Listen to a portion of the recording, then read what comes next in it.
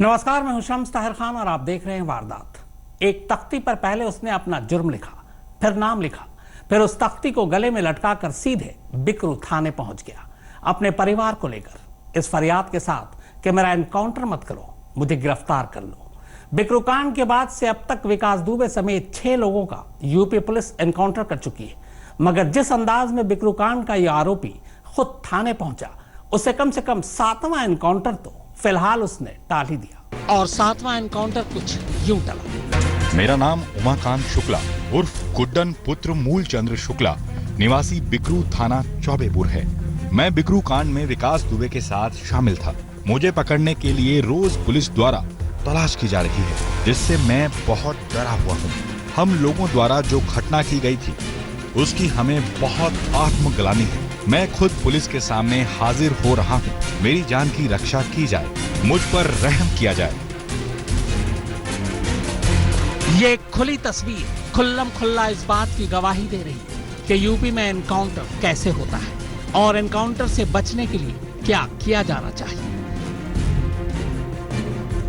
बिकरू कांड के सबसे बड़े विलेन विकास दुबे ने भी अपनी जान बचाने के लिए उज्जैन में कुछ इसी अंदाज में सरेंडर किया था, मगर उज्जैन से बिकरू पहुंचने से पहले ही कानपुर की दहलीज पर विकास दुबे का काम तमाम हो गया।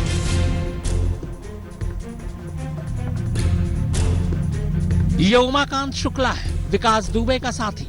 बिकरू कांड में विकास दुबे के साथ ये भी शामिल था। जिन 8 पुलिस वालों की मौत हुई, उन पर गोलियां बरसाने वालों में ये भी शुमार था। पर बिकरू कांड के बाद से ही ये भागा फिर रहा था।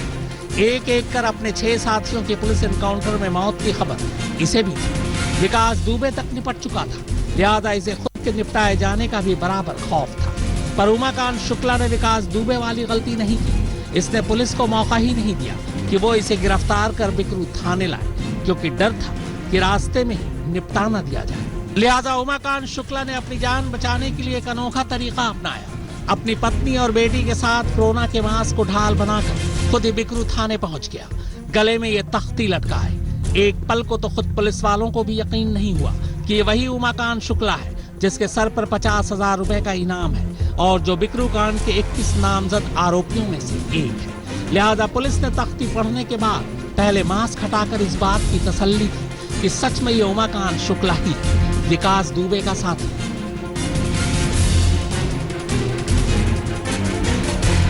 उमाकांत बिकरू थाने तो पहुंच चुका था, पर अब भी उसे यूपी पुलिस पर भरोसा नहीं था। लिहाजा वो बार बार गिड़गिड़ा रहा था कि उसे माफ कर दिया जाए, उसकी जान बख्श दी जाए। वो खुद सरेंडर करने आया है, इसीलिए उसकी रक्षा की जाए। मैं बिकरू कांड में जो है विकास दुबे के साथ शामिल था और मैं आपके शरण में आया हूँ साहब, हाजिर होने आया हूँ साहब, मेरी रक्षा की जाए साहब। हमको बुला के आया था कि आप लोग खड़े हो गए ना, सब साहब ये लोग आ रहे हैं, इनको जो है गोली चलाना इनके ऊपर है। तो हम लोग साहब सब लोग वहाँ जाके खड़े हो गए थे। उमाकांत की पत्नी और बेटी दाएं और बाएं खड़ी थी। पुलिस वालों ने उन दोनों के बारे में भी पूछा। फिर बेटी ने रहम की भीख मांगते हुए कहा कि पापा से गलती हो गई, इनको माफ कर दे, आपकी शरण में आए हैं। इनको माफ कर दिया जाए, मेरे पापा को यहाँ पे हाजिर होने आए हैं। मेरे पापा आप लोगों की शरण में आए, मेरे पापा को बख्श दिया जाए। उमाकांत शुक्ला, मेरा नाम उमाकांत शुक्ला। आखिरकार तसल्ली होने के बाद पुलिस ने खुद थाने चलकर आए उमाकांत को गिरफ्तार कर लिया। उमाकांत की पत्नी और बेटी को ये दिलासा देते हुए कि परेशान न हो। परेशान ना हो, ठीक है, इनको अंदर ले जाइए इनको। इसके बाद उमाकांत के सरेंडर की खबर आला अफसरों को दी गई।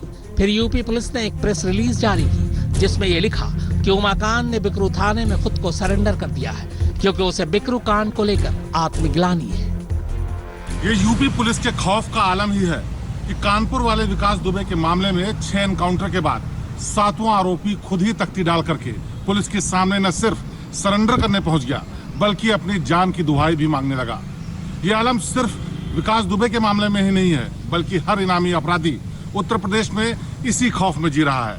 यानी अगर पुलिस इसी तरीके से ठीक से काम करती रही तो अपराधी अपराध करने से घबराएंगे। रंजय सिंह के साथ शिवेंद्र श्रीवास्तव, कानपुर, आज तक। तो बिकरू कांड का साइड इफेक्ट तो आपने देख लिया। एनकाउंटर से बचने के लिए थाने के अंदर सरेंडर की लाइव तस्वीरें भी आपने देख ली। अब कुछ आवाज सुनाता हूं उन पलों के जब बिकरू कांड की कहानी लिखी जा रही थी, यानी जब विकास दुबे के घर दबिश देने पुलिस टीम को जाना था। इस बातचीत से साफ पता चलता है कि अकेले एसओ विनय तिवारी की ही विकास दुबे से सांठगांठ नहीं थी, बल्कि और भी पुलिस अफसर थे। पैर छूटा है उसके। बिकरू के एसओ विनय तिवारी और गैंगस्टर विकास दुबे में मिली भगत थी, ये तो सब जानते हैं। लेकिन खाकी और गैंगस्टरों के इस गठजोड़ में कुछ ऐसे भी ऑफिसर शामिल थे जिन्होंने अपने मातहतों को कुछ खास वजहों से कानून की धज्जियां उड़ाने की खुली छूट दे रखी थी। आज तक के पास देवेंद्र मिश्रा और कानपुर के एसपी ग्रामीण बीके श्रीवास्तव के बीच फोन पर हुई बातचीत का ऑडियो मौजूद है। इस ऑडियो में न सिर्फ एसओ विनय तिवारी और गैंगस्टर विकास दुबे के मिली भगत की पोल खुलती है, बल्कि कानपुर के पूर्व एसएसपी अनंत देव पर भी गंभीर सवाल खड़े होते हैं। अच्छा, इन दोनों का गांव एक ही है क्या सर? दोनों का गांव एक ही है क्या? इन दोनों का जो वादी है और दूसरा पक्ष है? हाँ वही कहा सर। गांव अलग अलग है कि एक ही है? ये जो है बिल्कुल लगा हुआ है, एक है सर, लगा हुआ अच्छा। आसपास के हैं, एक ही है सर। और गांव में फोर्स भी लगाने की जरूरत पड़ेगी थोड़ा, है ना? फोर्स लगाने की तो जरूरत पड़ेगी सर, लग जाएगा, कोई बात नहीं। सीओ देवेंद्र मिश्रा और उनके सीनियर यानी एसपी आरए के बीच बिकरू एनकाउंटर की तैयारियों को लेकर बातचीत हो रही है। सीओ एसपी आरए को बता रहे हैं कि कैसे एसओ विनय तिवारी गैंगस्टर के पांव छूता है। देख, वो पैर छूता तो कल कहेगा ना कि सीओ साहब लेके फोर्स आए थे, नहीं तो मैं तो कतई आने वाला नहीं था। ये है ऑडियो टेप में सीओ ये भी कहते सुने जा रहे हैं कि तत्कालीन एसएसपी का विनय तिवारी पर वरदहस्त था। कानपुर शूटआउट के बाद यह बात सामने आई थी कि सीओ देवेंद्र मिश्रा ने तत्कालीन एसएसपी को विनय तिवारी की करतूतों के बारे में एक चिट्ठी भी लिखी थी, लेकिन ये चिट्ठी रहस्यमयी तरीके से गायब हो गई थी। तो वो साहब असल में उन्होंने ज्यादा रख दिया था हाथ, पहले वाले एसएसपी साहब तिवारी जी, तो उसके ऊपर, इसी एसओ के ऊपर। अच्छा, हाँ, तो इसलिए बोलना सीख गया था। अब कल 10 मिनट आपका टाइम सर लेंगे, मैं बताऊंगा इसके बारे में क्या क्या है। मैं इसके बारे में पूरी वो करूंगा। ये 1.5 लाख रुपए लेकर के जुआ कराता था, हर महीना जुआ कराते। इसको मैंने मना किया कि देखो जुआ मत कराओ। एसएसपी साहब बोले मैं सीओ को खा जाऊंगा अगर जो जुआ होता, तो मैंने कहा ठीक है सर। मैंने इसको लिखा पढ़ी में सूचना दिया, लिखा पढ़ी में आपके क्षेत्र में जुआ है, आपकी मिली भगत है, इसको बंद करा दीजिए। इसने नहीं बंद कराया। फिर मैंने ठीक 20 दिन बाद बाहर का फोर्स लेकर के मैंने खुद पकड़ा जुआ उसको, और जुआ एसएसपी साहब बोले तुरंत रिपोर्ट दो, अभी रिपोर्ट दो, इसी समय रिपोर्ट दो, मैं इसको सस्पेंड कर रहा हूँ। हमने रिपोर्ट दे दिया। इसने क्या किया, जो जुआ कराता था बाहर के लोगों को आते थे, उससे इसने लिया 5 लाख, बोले गैंगस्टर में बंद हो जाओगे। वो उठा के 5 लाख दे दिया एसएसपी को। तो उन्होंने जो पीसीओ कल्याणपुर कर रहे थे वो भी खत्म कर दिया, सब इसकी जांचें खत्म हो गई। नहीं, इनको सबको लपेटूंगा मैं। सीओ के मुताबिक एसएसपी का हाथ होने की वजह से ही विनय तिवारी का मन बढ़ गया था। कानपुर के एसपी ग्रामीण से बातचीत के दौरान सीओ देवेंद्र मिश्रा ने एक बड़ा अंदेशा भी जताया था। उन्होंने शक जाहिर किया था कि हो सकता है कि विनय तिवारी गैंगस्टर विकास दुबे से दबिश की मुखबिरी कर चुका। स्थिति है सर इसकी। इससे तो हम इसीलिए बात करना साहब इससे वो कर दिया, और कहने लगा क्या कर लिया मेरा सीओ। तो आज अब जब इसने मुझे कहा कि बगैर साहब आपके नहीं आएगा, तो मैंने कहा कि तुम किस किस मामले में मुझको बताया आज तक। आज दबिश की दिक्कत हो गई तो मुझे जरूरत पड़ गई, ठीक है मैं आ रहा हूँ। ये है ये वो लोगों नहीं है कि ये कह दें कि जो है अरे सर आप कहाँ आएंगे, मैं देखता हूँ। अरे सर देख, वो पैर छूता तो कल कहेगा ना कि सीओ साहब लेके फोर्स आए थे, नहीं तो मैं तो कतई आने वाला नहीं था। ये है, इसलिए हमको बुलवा रहा है। कोई मतलब थोड़ा है। वो तो फोन उसको कर ही दिया होगा कि भाग जाओ यहाँ से। ऐसा नहीं है, वो तो फोन उससे बता दिया होगा जाओ यहाँ से। मैं आपसे सही बता रहा हूँ साहब, मैं तो बिल्कुल गेट पर पहुंच गया हूँ थाने पर। ठीक है, दबिश पड़ जाएगी, ठीक रहेगा। मैं जा रहा हूँ, आ गया हूँ सब थाने। सीओ का अंदेशा सही निकला। लेकिन तब उन्हें अंदाजा नहीं था कि अपने ही महकमे के एक पुलिस वाले की मुखबिरी उनकी जिंदगी पर भारी पड़ जाएगी। विकास दुबे के मामले में एक एक दिन करके जिस तरह से लगातार ऑडियो क्लिप्स बाहर आ रहे हैं, वो साफ इशारा करते हैं कि पुलिस और अपराधियों का ये नेक्सस बेहद गहरा है। अब ऐसे में सवाल ये उठता है कि जांच कर रही पुलिस ये छोटी मछलियों को ही पकड़ेगी या फिर उनके हाथ बड़े खिलाड़ियों तक भी पहुंचेंगे। कैमरामैन नीरज कुमार के साथ शिवेंद्र श्रीवास्तव, लखनऊ, आज तक। सीओ देवेंद्र मिश्र को पहले से पता था कि विकास दुबे की मुखबिरी हो चुकी है, फिर भी वो दबिश देने क्यों गए? पूरी कहानी इस ब्रेक के बाद आप देखते रहिए वारदात। सीओ देवेंद्र मिश्र को एहसास था कि बिकरू में विकास दुबे पर छापेमारी की पहले से ही मुखबिरी हो चुकी होगी, लेकिन इसके बाद भी देवेंद्र मिश्र पीछे नहीं हटे, बल्कि ऑपरेशन के लिए तैयार थे। उन्होंने एसपी ग्रामीण से तब कहा था कि न जाने ऐसी कितनी बरसातें उन्होंने पहले भी देखी हैं।